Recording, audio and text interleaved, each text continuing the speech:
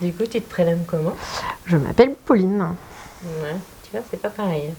J'aurais préféré Agnès. Bah écoute, va pour Agnès, hein, Alors, si ça on peut t'appelle te... Agnès, c'est Ouais, Pauline. Pauline Agnès, c'est pas mal. Ou Agnès Pauline, Ouais, Agnès au choix. Pauline, comme tu veux. Ok. Tu préfères Agnès comment? Pauline, ça a Agnès. l'air plus, Ouais, Agnès Pauline. plus fluide. Du coup, Pauline. En fait, on se connaît pas du tout. Bah non, pas du tout. C'est rigolo, hein? Ouais, Tu pouvais pas parler en arrivant? et ben non. Ça t'a fait quoi, du coup? Et ben ça m'a un peu frustrée, mais finalement c'est intéressant Ouais. de voir à quel point, quand on parle, on est toujours dans les échanges, et des fois c'est frustrant quand on le peut pas, mais du coup c'était C'était sympa. rigolo, oui. Du coup, je peux te demander maintenant, tu viens d'où? Alors je viens du Loiret, pas très loin de Seine-et-Marne, et j'ai pas mal vagabondé pour mes études du côté de Paris, puis à Nancy, avant de revenir en Bretagne pour mon mémoire de fin d'études, et je suis tombée amoureuse de la région et je suis restée par là. Tu es tombée amoureuse de la Bretagne? Oui. Ah ouais, sympa. En même temps, mon objectif de vie, c'était de travailler à un endroit où il y avait des pommiers, des vaches et pas loin de la mer. Donc j'avais le choix entre la Normandie et la Bretagne, quoi. Mais voilà. Ouais, t'as préféré la Bretagne. Ça Mais s'est la fait. Normandie, c'est sympa aussi. Ah, mais c'est très sympa, j'aime Ouais, beaucoup. c'est sympa. Ah oui. Du coup, ouais, Seine-et-Marne, dans le Loiret. Ouais. Ouais. Et tu faisais quoi là-bas exactement? Eh ben, mes parents y étaient. Donc D'accord. voilà. Et ils étaient pas du tout du milieu agricole, mais ils élevaient des chevaux de sport. Et du coup, j'ai fait un lycée agricole dans le Loiret, avec option équitation évidemment, avant d'entamer mes études et de partir. D'accord. Voilà. Et toi, t'es pas resté dans l'équitation? Alors, je pratique toujours à titre de loisir, mais non. Ça, Non. ouais. Non. J'ai trouvé que c'était un milieu qui était compliqué, difficile. Beaucoup d'investissements, pas toujours des résultats à la hauteur de l'implication qu'on peut y mettre. Et je suis fan des vaches depuis que j'ai 4 ans, donc la question s'est même pas tellement posée. Ok. Voilà. D'accord. Et du coup, t'es partie du Loiret faire des études ou t'as fait tes études Alors j'ai fait mon lycée agricole dans le Loiret, ensuite j'ai fait une classe préparatoire à Paris, et après j'ai eu une école d'agro à Nancy. Et après, je suis revenue en dernière année d'école d'ingé dans le Grand Ouest. Ok. Et puis, j'en suis plus repartie. Voilà. Ouais, c'est génial. C'est top, ça. Et du coup, t'es venue en Bretagne combien de temps après? Parce que t'as fait le Loiret, après, t'as fait... Eh bien, j'ai fait mes 3 années d'études à Nancy. Et en 3e année d'école d'ingénieur, j'ai fait mon mémoire de fin d'études dans une association en Bretagne. Donc, c'était en 2012. Donc, ça va faire 12 ans cette année. Voilà. Ah oui, ok. Et du coup, t'as installé depuis à ton compte à toi ou pas? Alors non, parce que j'ai commencé à travailler tout de suite après mes études dans un grand cabinet de conseil agricole. Et puis là, ça fait 2 ans que je suis à mon compte. Voilà. Ouais, cool. Et du coup, en quoi à ton compte? Oui, à mon compte. Je suis conseillère auprès des producteurs de ruminants en général, mais aussi de trucs un peu plus rigolos comme les lamas, les bufflonnes ou les lapins parfois. Et j'accompagne les producteurs du sol au tank à lait ou du sol à l'abattoir. Et du coup, l'idée c'est de faire un accompagnement global, donc que ce soit entretien des cultures des prairies notamment, et puis nutrition, rationnement, toutes ces choses-là. Voilà. Ouais, c'est intéressant, dis donc. Donc en fait, tu conseilles, je vais dire, du sol jusqu'aux animaux, jusqu'à quoi donner aux vaches comme... Ah ouais, génial ça. Il n'y en a pas beaucoup en fait Bah, alors il y a pas mal Non, mais qui sont installés à leur compte comme Alors, toi. il y en a de plus en plus. Ouais. Il y en a de plus en plus parce que ça répond aux attentes des producteurs qui cherchent de plus en plus d'indépendance aussi. Après, voilà, moi j'ai choisi de travailler sur l'élevage et les solutions fondées sur la nature. Donc l'idée, c'est d'aller chercher des bonnes idées dans comment fonctionne la nature pour les réappliquer dans le quotidien des producteurs. Et oui, ça sent la vache parce que j'étais en élevage ce matin, donc ça doit sentir le lait un peu. Ça doit sentir le lait. Pas mal, ouais. Ah bah oui, ça sympa. Ouais. Donc voilà, et donc l'idée c'est partout où on le peut, hein, parce que c'est pas toujours le cas, mais d'aller chercher des solutions qui vont être le plus possible en mimétisme avec la nature, parce qu'on sait maintenant que notamment le maintien d'une bonne biodiversité, que ce soit à l'échelle microscopique avec les microbes du sol, les microbes du rumen ou les microbes du lait, ou à l'échelle macro, c'est ce qui va pérenniser nos systèmes agricoles. Excuse-moi, Pauline. Ouais. En fin de compte, est-ce que tu peux enlever le micro? Ah, ça flotte. Oui. Ça frotte. Ça froute. Ouais, voilà. Ok. Impeccable. Ça marche. Ouais, mais moi ça me gêne la lumière. T'as pas autre chose? Eh ben, Alors, attends. Non, attends. Regarde comme elle est intelligente. Ça va? Ça va mieux comme ça? Super. Ouais, Ok. c'est cool. Attends, Merci. je bouge. Ok. Ouais, pour moi, il faut que je bouge. Hein. Je peux pas rester assise sur un canapé comme ça. Ok. Non, mais on est bien là. De toute façon, on s'en fout. On ne voit pas, moi. Bah, si, on te verra. Mais Merde. on s'en fout. Ah oui. Bah, de toute façon, comme Bon, d'hab. bah voilà, j'ai des beaux pieds, t'as vu? Ouais, c'est pas mal quand même. Bah, t'as une pédicure, hein, c'est quand j'ai même. mis, du beau vernis. Ça, c'est- Quand même, assortir le vernis au brillant du chemisier, c'est quand même. C'est un patoche. Ouais. Hein, tu vois? Je me sens bien là. Ok, c'est bon? Ouais. T'es cosy? Ouais. Ok. On peut y aller. Non, et du coup, moi je trouve ça super intéressant ce que tu fais en tout cas, et tu vois énormément de monde. Bah oui, et pas que des producteurs en plus. Donc, en fait, je travaille avec des gens du para-agricole, avec des citoyens, avec des étudiants, beaucoup de producteurs évidemment, mais ça m'emmène voir plein de systèmes hyper différents. Parce que dans la même semaine, je peux aller voir un éleveur intensif, vache laitière, très peu de surface accessible, mais qui souhaite résoudre des problèmes de qualité du lait ou améliorer des prairies naturelles sur lesquelles pèsent les génisses, comme aller voir un éleveur de Bretonne Pinoire qui fait de la transfo. Enfin, c'est hyper varié. Et je travaille aussi avec pas mal de projets finalement, des projets collectifs avec plein de partenaires, donc c'est hyper chouette. On fait des projets de recherche, des projets d'émergence de nouvelles pratiques pour les producteurs, donc c'est cool. Et je fais beaucoup de formations aussi, comme prestataire auprès d'organismes, et du coup je gambade un peu partout en France, et C'est génial. c'est sympa, ça fait un peu vacances en même temps. Bah oui. Ah ouais, et puis en général, tu suis les personnes en général. Hein. Combien de temps à peu près? Bah alors, ça fait 2 ans que j'ai démarré mon activité. Après, j'ai des producteurs, là, ça fait 2 ans je travaille avec eux. Et en général, c'est des cycles de 3 ans, par exemple, quand il y a des transitions, un changement de système, l'installation d'un JA, ce genre de choses. On va être sur des accompagnements. Alors, c'est pas obligatoire du tout, mais grosso modo, le temps de stabiliser le système, c'est 3 ans. Et après, j'ai des gens, je sais très bien qu'en fait, ils se débrouillent tout seuls. Hein, et c'est pas forcément leur attente particulière, mais ils ont besoin d'avoir un regard extérieur. C'est parfois des personnes qui sont seuls décisionnaires sur leur entreprise et qui, du coup, apprécient d'avoir quelqu'un avec qui raisonner les achats, les pratiques, etc. Est-ce que toi, tu as trempé dans le lait ce matin? Parce que... Il est trop drôle, lui. Il est trop mignon. Il fait des câlins, il aime bien. Il est trop chou. Je suis fan des chats, donc ça me... Ah oui? Oui. Je fais gaffe alors, parce qu'elle va me l'embarquer. Je fais gaffe quand même. T'inquiète pas, j'en ai 2 et ça me suffit bien. Ah ouais, donc, ça suffit, ouais, 2, c'est pas mal. C'est bon. Ça me va. Et du coup, alors tu dis que tu les accompagnes. Admettons, tu vas les voir... c'est important de savoir, tu vas les voir 2 fois par semaine, 1 fois dans le mois. Oh non 2 fois par semaine, déjà ils en auraient marre de moi. Ouais. Clairement, ils ont d'autres choses à faire. En général, je vais les voir, alors, 1 fois tous les 2 mois à 1 fois tous les 3 mois. D'accord. Et après, ça dépend énormément des accompagnements. Il y a des gens, voilà, on se voit 2 fois par an. On fait un point à date. Et la plupart d'entre eux, je les ai quasiment une fois par semaine sur WhatsApp. J'ai des vidéos de vaches, des vidéos de bouses, des vidéos de sol, de rations. Oh, regarde mon ensilage, là, il est bizarre. Non, tu crois pas. Tiens, j'ai trouvé cette plante dans mon mélange. Voilà. Donc, c'est pas parce qu'on se voit pas hyper souvent qu'on n'est pas en contact. Ouais, tu les suis régulièrement, en fait. Oui. Donc, il n'y a pas de souci par rapport à ça. Ouais. Du coup, toi, ça n'a rien à voir la question, mais tu viens d'une famille, alors tu dis non agriculteur, d'accord. Par contre, avec un élevage de chevaux. Oui. Ok. On peut dire qu'ils sont aussi dans l'agriculture.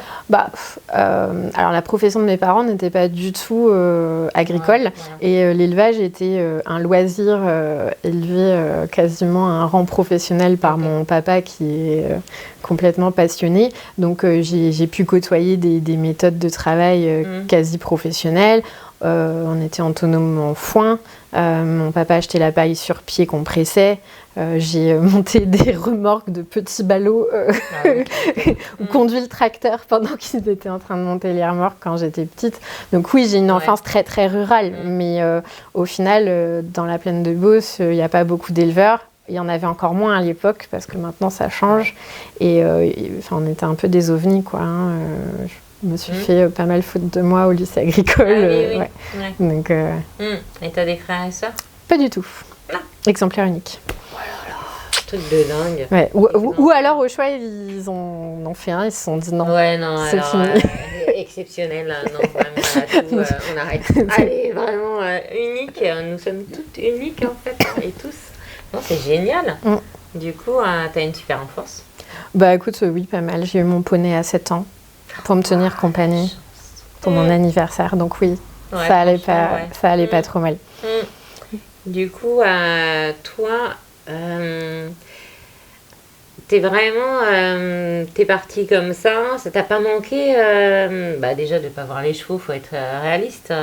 Tu sais, ce milieu, alors peut-être que toi, tu n'apprécies pas réellement par rapport à tout ce que tu m'as dit au départ, mais toi, ça t'a pas manqué l'endroit où tu vivais, d'un seul coup tu t'en vas? En fait, depuis toute petite, mes parents étaient amis avec des éleveurs de chevaux dans la Manche, donc pas très très loin d'ici, à 2 heures au nord là. Et j'y suis allée toute petite et ils avaient des vaches laitières et des chevaux de sport. Et donc nous, on les a côtoyés parce qu'ils élevaient des chevaux de sport dont on a acheté des souches. Et moi, j'étais fan des vaches, quoi.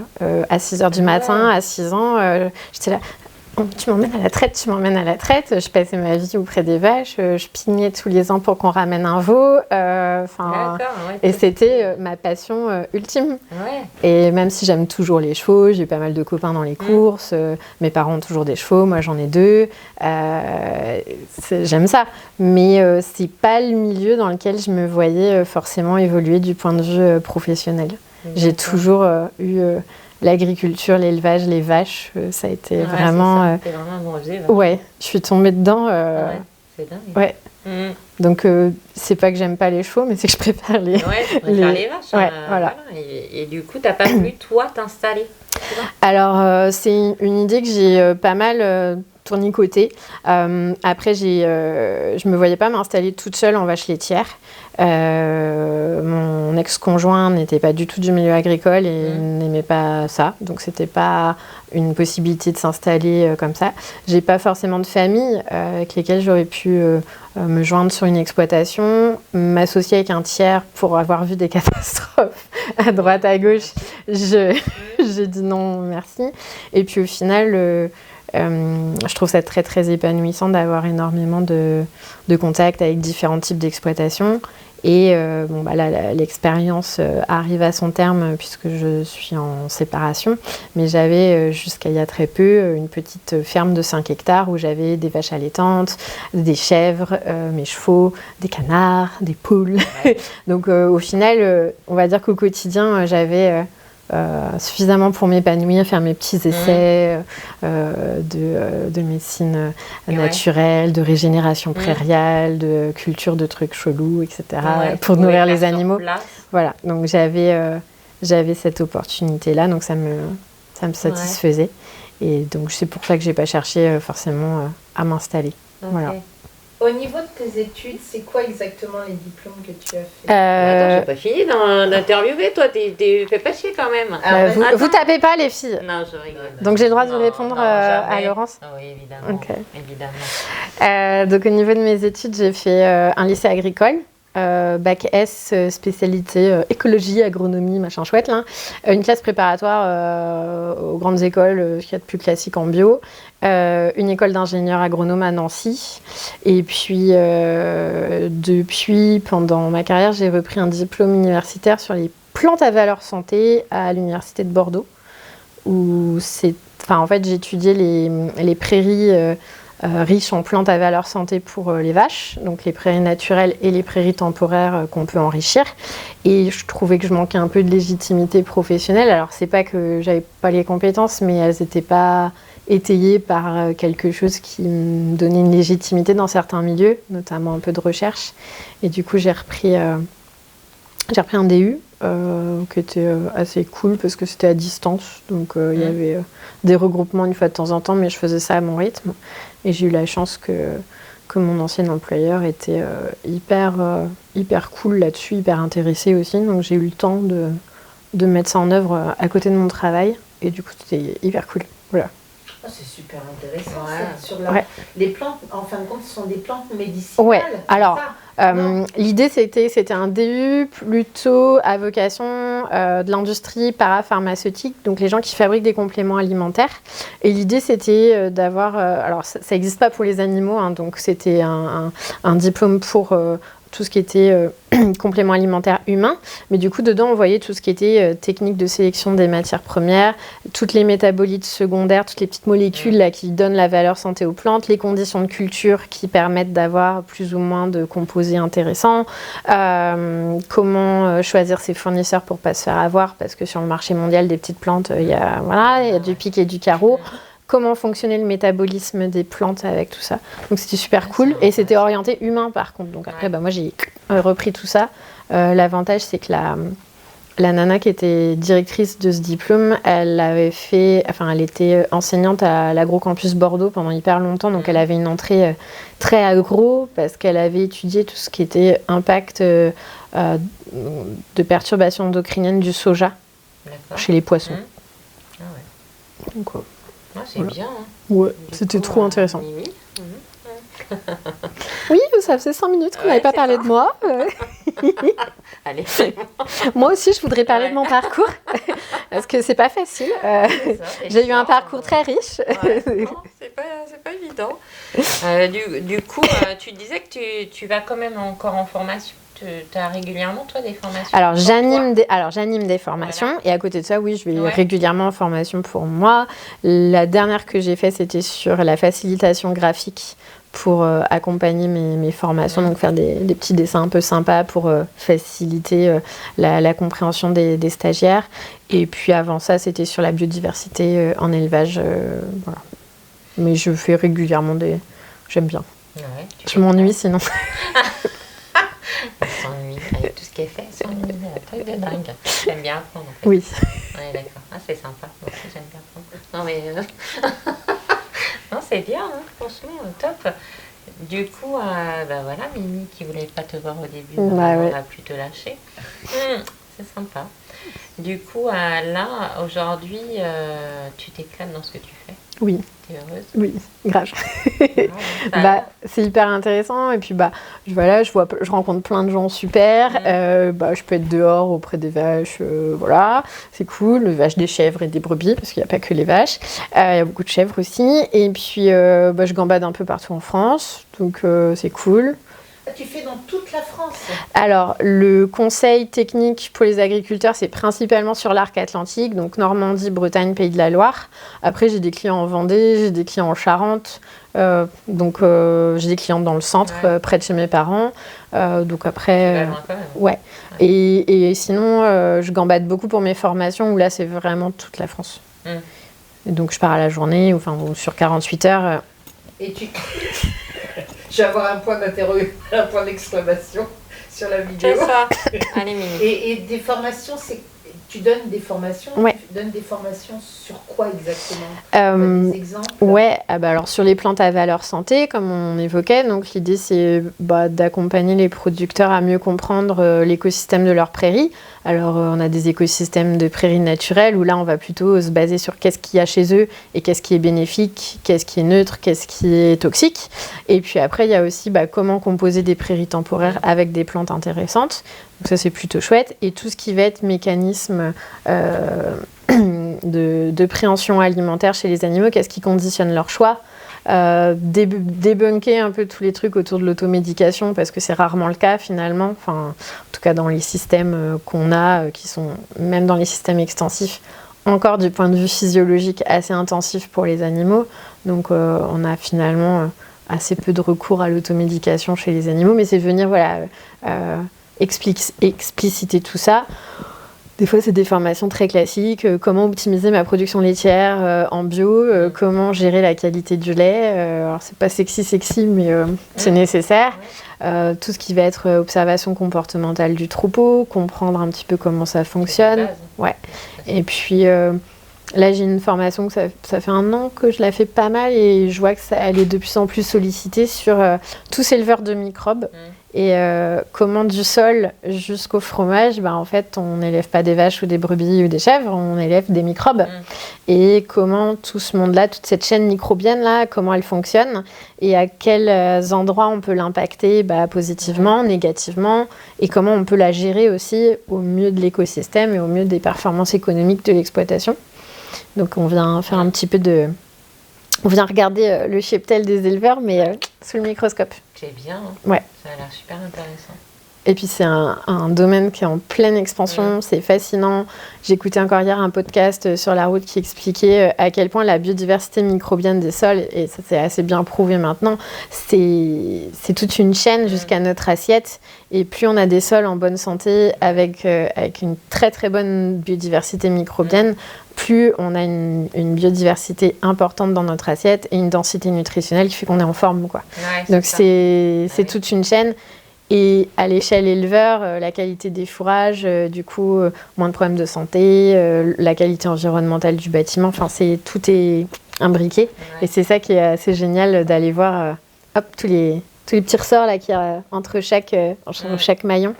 Donc, en fait, t'arrêtes jamais, quelque part, vous apprenez tout le temps. Oui, de toute façon, il n'y a pas le choix dans nos métiers. Quand on travaille avec du vivant, si on s'arrête d'apprendre, c'est qu'on a loupé. Ouais. Mais comment t'es venue cette idée-là de dire je vais transmettre parce que c'est transmettre. Oui. Tu transmets. Oui. Ouais. Je fais de la vulgarisation scientifique. Ouais. J'en sais rien. En fait, j'aime bien ça. J'ai toujours bien aimé apprendre des trucs. Mais en même temps, moi toute seule, j'en fais pas grand-chose. Hein. Et du coup, j'aime bien les raconter aux autres. Parce que c'est complètement différent d'apprendre pour soi et de se dire un jour comme ça je me lève et je me dis tiens j'ai envie de transmettre aux autres et comment établir ton programme par rapport à plein de choses parce qu'on peut savoir plein de choses mais comment apprendre aux autres, comment transmettre aux autres. Alors je sais pas très académique, j'en sais rien en fait, ça m'est venu. Alors j'ai toujours bien aimé raconter des histoires, j'aime beaucoup la littérature, j'aime beaucoup le français. J'ai fait un bac S, mais parce que je voulais faire une carrière dans l'agricole, sinon j'aurais fait un bac plutôt littéraire. Et après, dans mon ancien métier, j'ai eu l'occasion de développer en fait mon pôle d'activité un peu en intra-entreprise. Et du coup, j'ai été sollicitée sur des sujets un peu innovants, au début ponctuellement par des partenaires, et puis ça a bien monté. Et c'est là où je me suis dit, il y a des choses à faire en vulgarisation, parce que il a été démontré qu'entre une pratique scientifique prouvée comme étant bénéfique et fonctionnelle pour un producteur et l'application sur le terrain, à votre avis, se passe combien de temps ? Des années. Oui, mais alors quel gradient au niveau des années ? 3-4 ans. Bon, plus que ça. Bon, Laurent, ça en va. On est au minimum sur 10-15 ans. C'est ce que j'ai. Alors, je parle d'une adoption générale de la pratique, parce qu'il y a toujours des producteurs, des éleveurs hyper précurseurs qui vont aller chercher le petit truc qui va bien. Mais entre la donnée scientifique prouvée, démontrée comme quoi c'est bénéfique, y compris par des méta-analyses, donc c'est pas juste une étude ponctuelle dans un coin qui traîne, et l'application par, on va dire, 50% minimum des éleveurs, c'est 10 à 15 ans minimum. Donc voilà, et c'est souvent dommage parce qu'il y a des choses pour aller chercher de la marge à aller chercher dans ces innovations-là. Alors des fois, c'est des innovations entre guillemets, qui font revenir à du bon sens paysan. Il y a des fois, c'est des trucs technologiques ou techniques. Il n'y a pas de... Mais c'est hyper rigolo d'aller chercher ça, d'aller chercher aussi à l'étranger des pratiques qui, culturellement, chez nous, ne sont pas hyper développées, alors qu'il n'y a aucune contre-indication à leur adoption technique sur le terrain. Mais c'est juste que, culturellement, on n'est pas trop branché sur ces canaux-là, donc on ne les trouve pas. C'est... Ouais, mais oui. Alors c'est vertigineux parce que quand on commence à mettre le petit doigt dedans. Après, c'est pas pour dire qu'au quotidien il faut que ça soit une usine à gaz, mais par exemple là ce matin il y avait des petits enjeux autour de la qualité du lait. Et bien l'idée c'est de se dire ok, donc la qualité du lait, il faut pas rigoler, machin, qu'on va revoir l'hygiène de traite, on va revoir le contrôle machine à traire, l'hygiène du bâtiment, l'alimentation éventuellement, etc. C'est d'aller voir qu'est-ce qu'on peut faire à ces échelles-là. Par exemple, on sait que diminuer la biodiversité microbienne positive, ça peut laisser la place aux mauvaises. Donc, au niveau routine de traite, qu'est-ce qu'on va choisir comme molécules chimiques pour venir désinfecter tout ça ou pas? Est-ce qu'on va venir réensemencer avec des bactéries positives? Donc, l'idée, c'est pas d'aller forcément chercher des trucs hyper compliqués ou hyper chers. L'idée, c'est d'aller chercher déjà... alors des bonnes pratiques qui sont efficaces et alors surtout que le producteur a envie de mettre en place parce que on peut avoir les meilleures idées de la planète si la personne en face elle est pas motive, c'est mort. Donc et c'est ça que j'aime bien, c'est vulgariser, partager les connaissances et après les personnes elles font leur choix. Là j'ai des clients, on n'est pas toujours d'accord sur tout. Moi je leur présente tout le panel de solutions. Je leur dis, moi, à ta place, vu le contexte, j'irai plutôt là-dessus. Et s'ils ont envie d'essayer autre chose, ils essayent, quoi. Enfin, de toute façon, ils sont chefs d'exploitation chez eux. Mais c'est plutôt de mettre à disposition tous les outils. Quand il y a besoin, de les orienter sur tel ou tel outil, parce que des fois, c'est cool de déléguer la charge mentale à quelqu'un. Et j'ai des clients qui, clairement, c'est ça qu'ils veulent.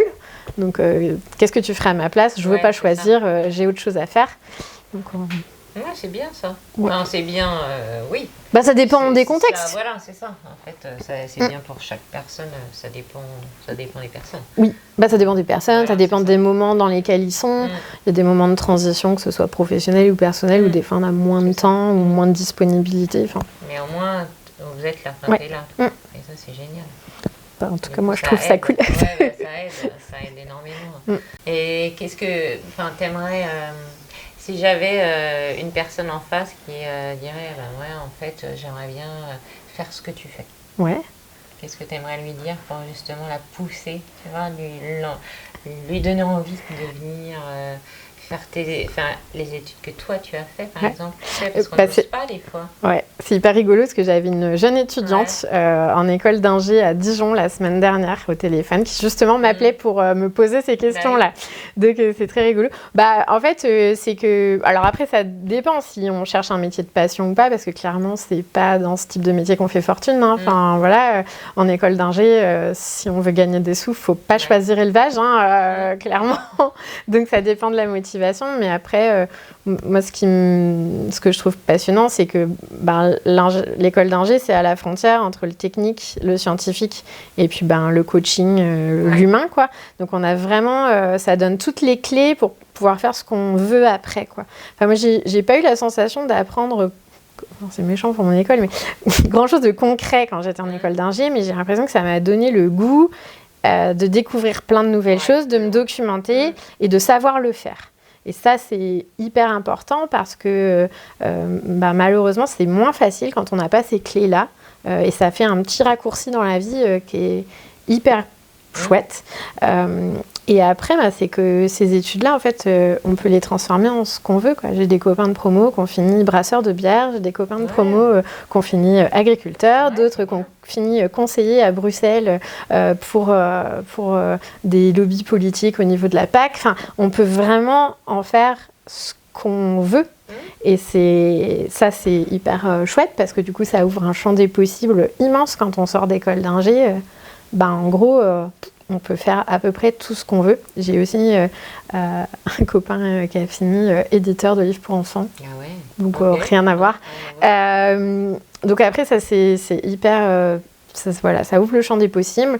Et après, en tout cas dans les métiers de conseil auprès des producteurs, en fait c'est de l'humain, quoi. C'est hyper passionnant. Alors la technique, moi c'est ce qui me porte au quotidien, parce que je suis passionnée, j'aime bien ça. Donc déjà on a toujours le cerveau qui mouline, qui peut convenir à des personnes, pas à d'autres.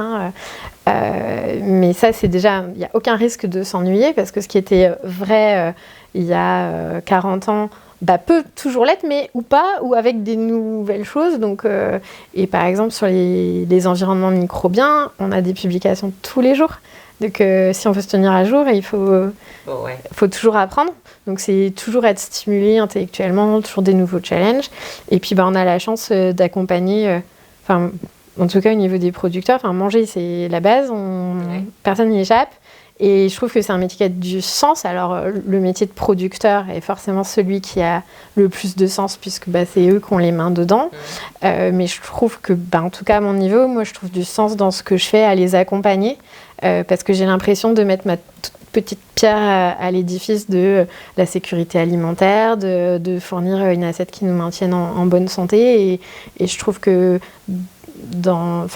c'est compliqué parfois de trouver du sens à son travail, et ça c'est quelque chose qui me fait vraiment, qui me porte vraiment au quotidien. Je trouve ça cool de pouvoir me dire que mon métier sert pas à rien. Alors peut-être un peu, mais en tout cas moi je trouve que c'est à peu près intéressant, et ça me fait du bien au quotidien. C'est génial. Mais comment tu as commencé ça? Tu avais trouvé un producteur, un agriculteur, et puis au fur et à mesure ça... Comment j'ai commencé? Du coup, oui, j'ai trouvé des producteurs. Après, le bouche à oreille. Par les réseaux sociaux, j'ai beaucoup de gens qui me contactent, qui me disent qu'ils aiment bien mon approche. Et après, c'est très hétérogène. Ça peut être du réseau, ça peut être les réseaux sociaux. Mais tu arrives dans une... Par exemple, il y a quelqu'un qui t'appelle, qui dit, voilà, j'aimerais avoir des conseils. Alors, tu dis déjà, quels conseils? Alors, je propose rien en termes d'accompagnement avant qu'on se soit rencontrés.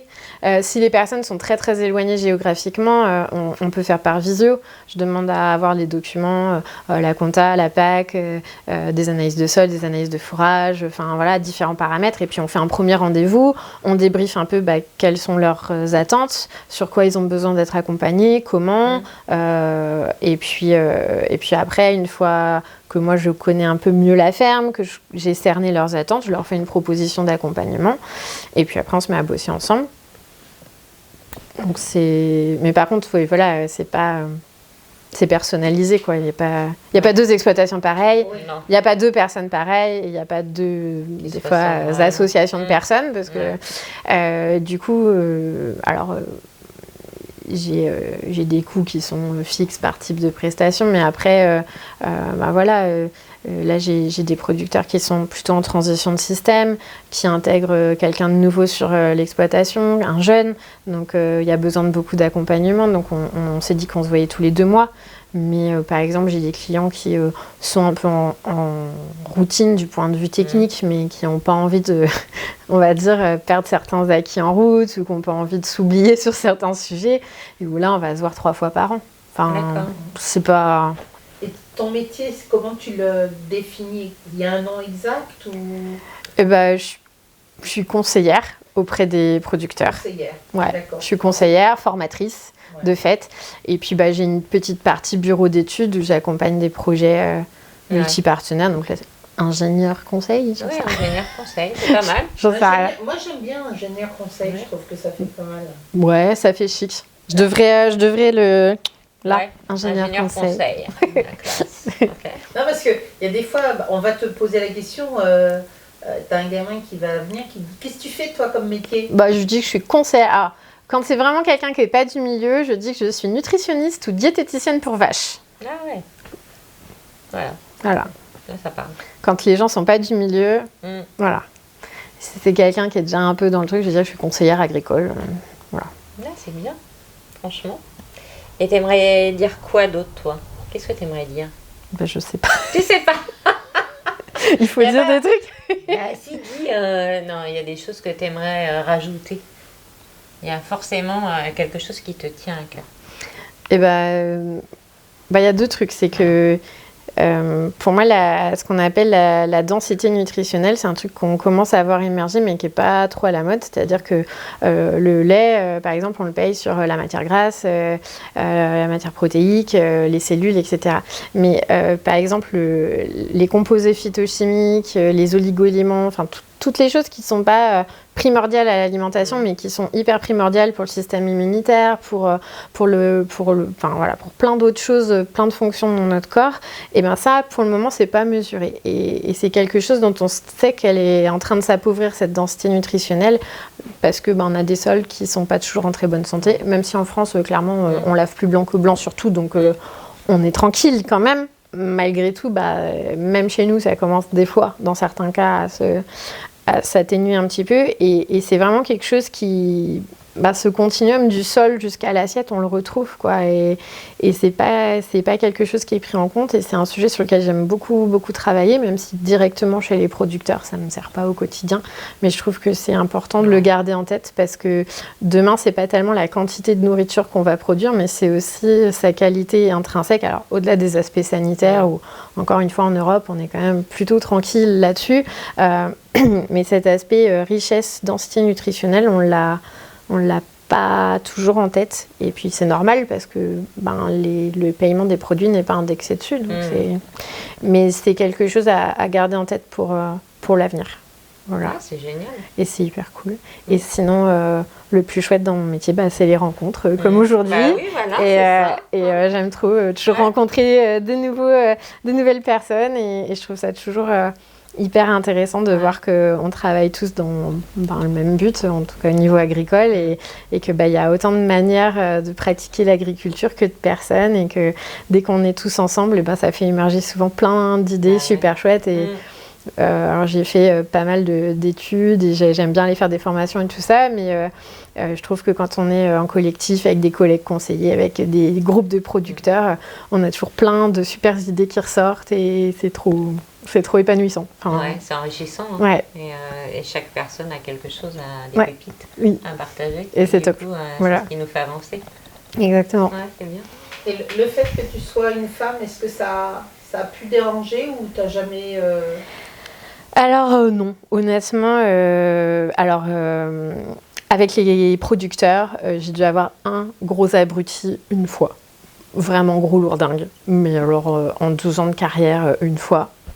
Et ça a été géré de main de maître par mon équipe encadrante à l'époque, donc il n'y avait pas de souci. Et sinon, non, pas de sexisme, en tout cas auprès des éleveurs, quand tu y vas, que tu fais ton job, que tu sais de quoi tu parles, que tu les prends pas de haut, que tu sois une femme ou un homme, clairement, j'ai jamais vu la différence. Et franchement, c'est pas forcément les échos qu'on pouvait en avoir quand on était en école d'ingé. On disait, bosser sur le terrain avec les agriculteurs quand t'as une femme. Alors moi, perso, j'ai peut-être eu de la chance, mais... Ou pas forcément du sexisme, ou d'être indécis par rapport à ce que toi tu dis. Alors, chez les producteurs, peut-être. Chez certains clients dans mon ancien métier, les clients qui viennent vers moi maintenant, en fait, ils sont tous motivés par ce que je peux proposer. Donc, a priori, le fait que je sois une femme ne les dérange pas. Là où je suis parfois le plus embêtée, c'est avec des collègues au sens large, puisque maintenant je suis indé, mais des gens qui font le même métier que moi. Et où parfois, il y a un peu de condescendance sur le fait qu'on puisse être une femme et faire un métier déjà indépendant. Alors, ce qui n'est pas une généralité, et c'est très diffus, je ne me suis jamais pris de réflexion directe dans la tête. Mais on voit bien des fois que la petite blonde un peu cucuche, là, ça les emmerde. Ouais. Voilà. Ça. Ouais, Mais c'est très diffus. Et puis, encore une fois, que ce soit avec ces gens-là ou avec les agris, une fois qu'on a montré à peu près ce qu'on était capable de faire, en général, ça rétablit la situation assez rapidement. Et je trouve qu'en tant que femme, il ne faut pas non plus trop...